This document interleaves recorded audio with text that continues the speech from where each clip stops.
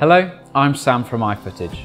We've been listening to what you guys have been telling us, and it sounds like you want us to demo the setup and balancing of our WildCat III stabiliser. So, here goes. I'm going to be using the carbon fibre model today, which comes in its own handy carry bag. With the WildCat, you also get this useful arm support, which we'll look at in a bit. The first thing I need to do is unlock the legs at the base.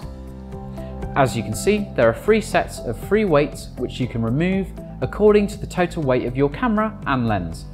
Lighter your rig, the less weight you need to balance it. I will be using just some of the weights today for my mirrorless camera. Next, attach your camera to the camera plate and carefully slide the rig into the plate receiver on the stabiliser, ensuring it's locked into position and not likely to topple over.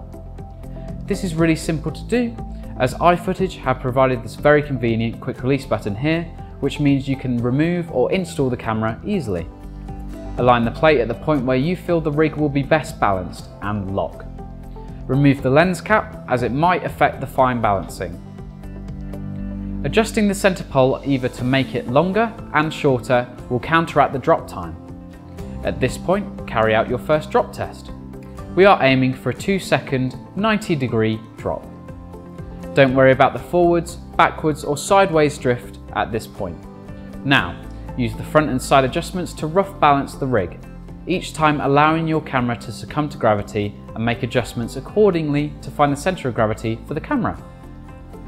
As you get closer to balancing, the rig will tip more slowly in one direction, either front or back or sideways.